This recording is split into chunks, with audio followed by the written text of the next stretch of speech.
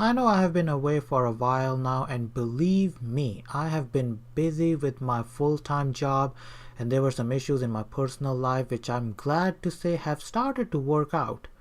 I'm not out of deep waters yet, but I'm getting there. Anyways, enough of the metaphors and time to move on to the video.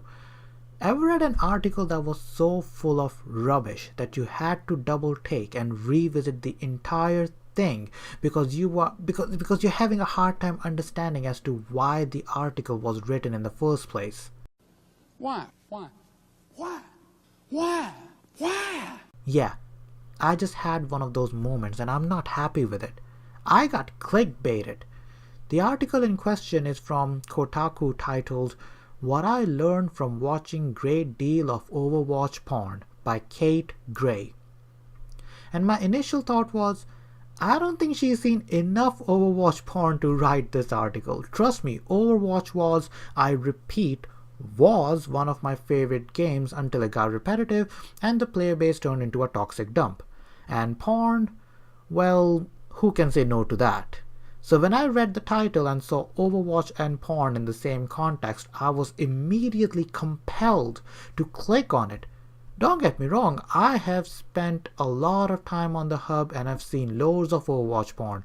Straight, futa, lesbian, gang, and the weird one where Widowmaker was getting fucked by these tentacles. Ugh. Yeah, let's just say I've seen some weird shit. So I wanted to have a quick nosy and see exactly what Kate Gray actually learned from Overwatch porn. I mean, I don't exactly watch porn to learn, I just watch it because I got nothing going on in my life and I can do with a little bit of relief. Don't judge me. Some watch MILF, some have a fetish for feet. I watch 3D animated women. Go fuck yourself. Let's get the good out of the way here, okay? The article included images. Yes, images. Images that even a loose cannon like myself cannot put in my video because YouTube will get rid of me in an instant. And I'm treading on thin ice, with this video as it is. So I would rather not risk it. I mean, I'm sure I can't even link the video to the page because the article is rated not safe for work. And I don't want YouTube to think that I'm linking to some porn site or page or something. But anyways, let's jump in the article. Last week I stumbled upon Overwatch porn.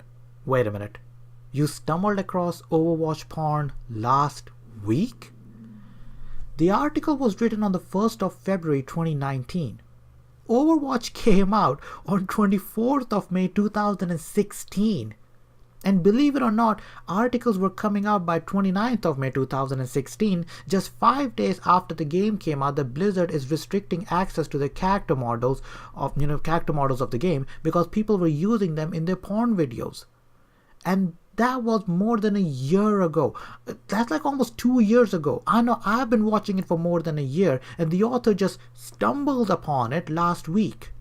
My goodness, she's supposed to be a gaming journalist for a really crap news outlet, yeah, but hey, that's gaming journalism for you. Pretty much no different from CNN or Fox News if you ask me. Last week I stumbled upon Overwatch porn. I wasn't looking for it. Yeah, sure you weren't. I'm more interested in how you managed to stumble upon it. Well, I guess this will be one of life's greatest mysteries. I know as much about Overwatch as I do about sports, cars, or how to talk to my parents about what I write. It's not hard to stumble across porn when browsing the gigantic nudity repository that is the internet. See, this is the beauty of the internet. You just don't randomly stumble across something on the net. You will stumble across it only if you specifically go out and look for it. For example, if I search for a game to buy online, I will come across different options like digital downloads, physical copies, limited editions, or even pre-owned games. So you see, I find it hard to believe that you just randomly came across it, especially when you consider that Google searches tend to stay away from porn results unless you specify it in the search itself. You must have gone out looking for it or may have searched for something similar, and frankly speaking, it's not even news now considering it was widely covered in 2016. So why now? Almost as if You have an agenda on your mind that you want to push through. The article for the most part is alright. I mean, it's written by a woman who stumbled across Overwatch Porn and realized that Rule 34 exists. For those who do not know what Rule 34 is, it means that anything that exists, there's a porn version of it.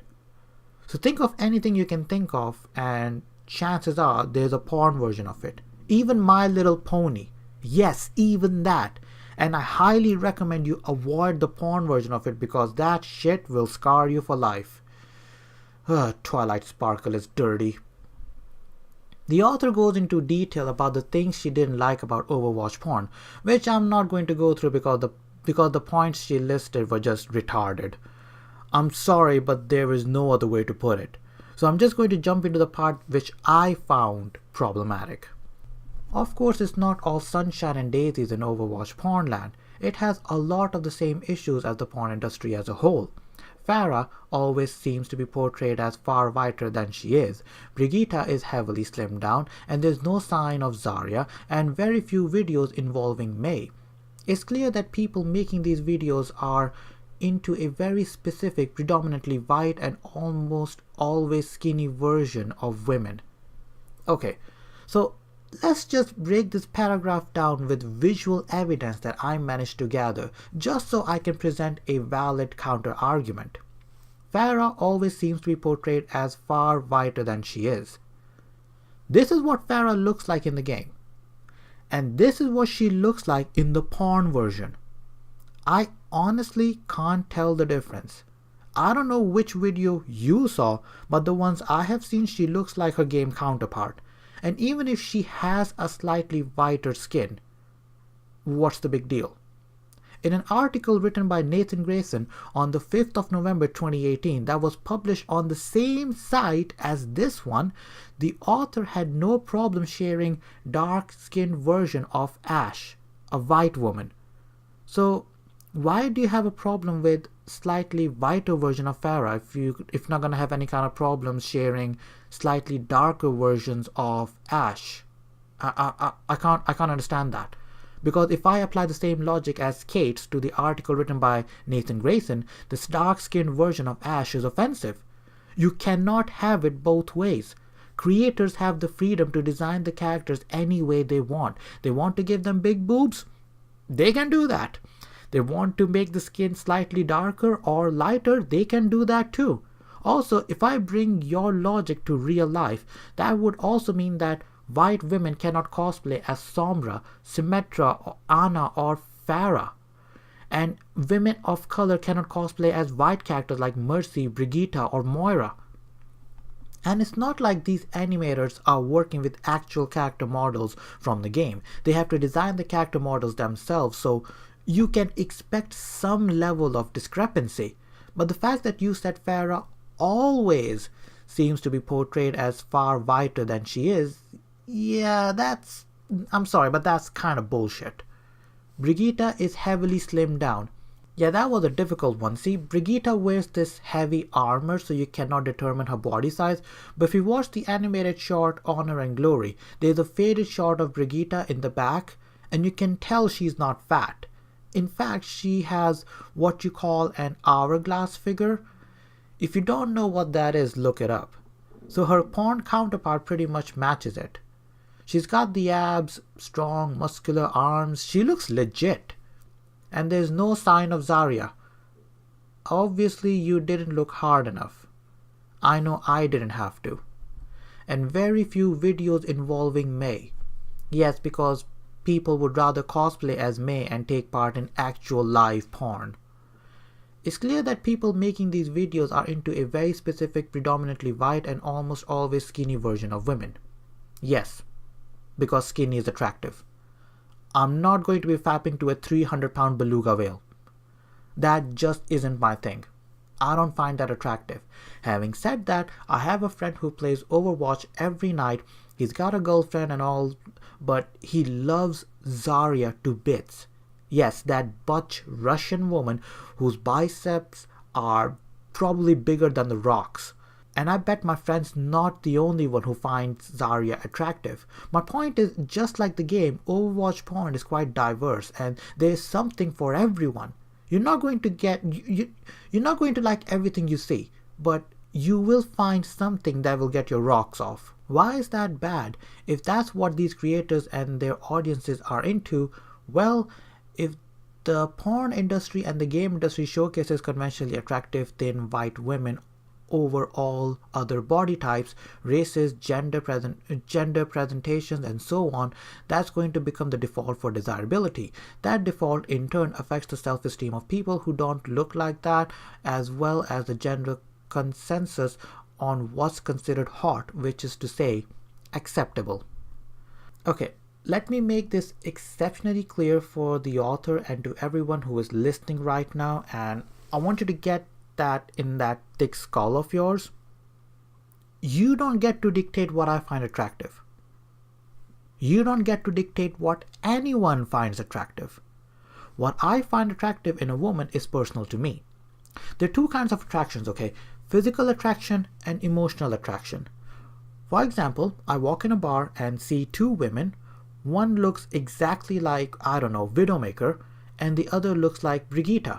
Now, I prefer Widowmaker's physical attributes over Brigitte's, so naturally I will be attracted to Widowmaker. I will go up to her and will try to start a conversation with her. But if she has a shitty personality, I will not find her attractive. Likewise, Brigitte, if I start a conversation with her, and even though I don't find her physically attractive, if we chat for a while and click with each other, emotionally, or find some sort of common grounds to talk about, that sort of attraction can lead to future dates. Physical attributes attract, but personality holds that attraction. And as far as self-esteem of women who do not fit the criteria goes, I'm sorry, that's none of my concern. Their self-esteem issues are theirs to deal with, just like my self-esteem issues are mine to deal with. Okay, my rant mode is on now. I am livid. This is coming from an average looking brown dude. Do you have any idea the kind of self-esteem issues I have to put up with? I had to develop a personality just so women can find me interesting without coming across as a creep. When I start talking to a woman, she doesn't care about my self-esteem issues. She turns me down like that. She just turns me down like that. If I don't look like Jason Momoa or Jason Statham, or if I'm not loaded with cash, my options with women are severely limited. Women who turn me down, they don't care about my self-esteem issue. They don't look at me and go, he looks like he hasn't had sex in a long time. 3 years to be precise. Fuck, I've probably gained my virginity back by now. Women don't look at me and go, he looks like he hasn't had a proper date in years. Maybe I'll go and talk to him. They look at me and think, as long as he pays for my drinks, I'll carry on talking to him.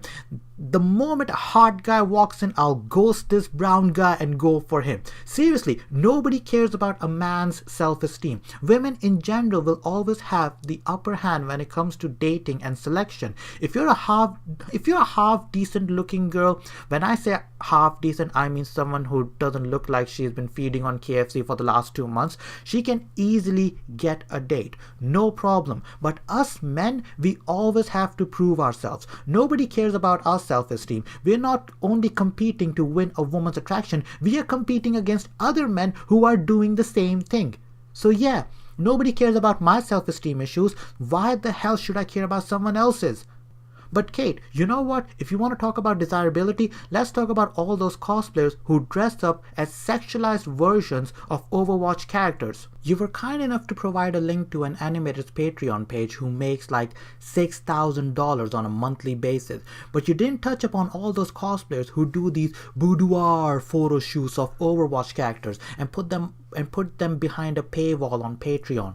They make so much money over Patreon to the point where they end up hiding the amount they make, because if they do not, it will raise questions like if they need that kind of money to begin with. The biggest offender of them all is Jessica Negri. And we all know she makes a fuck ton of money over Patreon. Same goes for that chick Amaranth. She and many cosplayers dress up in sexy lingerie and underwear, put up these things that are iconic to the characters like Mercy's wings or Farah's face paint, and voila, they are cosplaying as that character. I don't know if this is still a thing, but back then when Overwatch was the shit, it was a big thing. Cosplayers actually called it Underwatch. I kid you not. Google search Underwatch cosplay and you will see what the hell I'm talking about. Every half decent looking chick was jumping on the bandwagon. They will dress down to their underwear, put up some sexually suggestive photo shoot and call it cosplay. How do I know? Because I used to support a cosplayer called Tina Kins on Patreon, and yeah, she's an alright cosplay, but she also did one of these boudoir photo shoots of Mercy. Actually, she did 2 of them. And you know what? There were many more like her who jumped on the whole Underwatch bandwagon. Seriously, someone said it right. When a woman is exploited for cash, it's rape. When she exploits herself for cash, it's good business. The reason Underwatch cosplay kicked off was because of the male Overwatch fans getting obsessed with the female characters of the game. There was an opportunity to explore a gap in the market, and these cosplayers jumped on it. That's why Underwatch became a big thing. And now since Overwatch Porn has become accessible, Underwatch cosplay has died down. Or maybe it's still around. I don't know. I don't play Overwatch much these days anyway. I play quick play and occasionally. That's it. Oh my gosh. I'm sorry if I kind of like stumbled during my words over there for a bit, but I was in full angry rant mode. Halfway through I don't even know what I was saying. But I'm surprised Kate didn't touch upon it. Maybe she didn't know because, let's face it, she just stumbled upon Overwatch Porn just last week, even though the porn actually came out before the game came out. If you don't believe me, look it up online. My brain cells have died working on this. I can't be bothered anymore. There's just one last thing in the article I want to touch upon. There's also a fair bit of really nasty homophobia and transphobia that I found amongst some of the creators of Overwatch videos. Apart from how bigoted and wrong it is to be like that in the modern day, it's always dismaying to see porn dominated by assholes in more than one way. Straight up, oh bloody buggery hell, these bloody notifications. Straight men aren't your only audience, you know. Hey, you know what? Just like those Underwatch cosplayers, if you see a gap in the market, you go for it. You go, girl. Girl power. Now go dominate that asshole. I don't know. Anyways, that's enough from me. Hope you liked the video. Rate, comment, and subscribe if you want to. But if you don't have to, but if you choose to do so, you will only make my voice louder, my channel stronger, and my dick harder. Peace out, people, and stay awesome.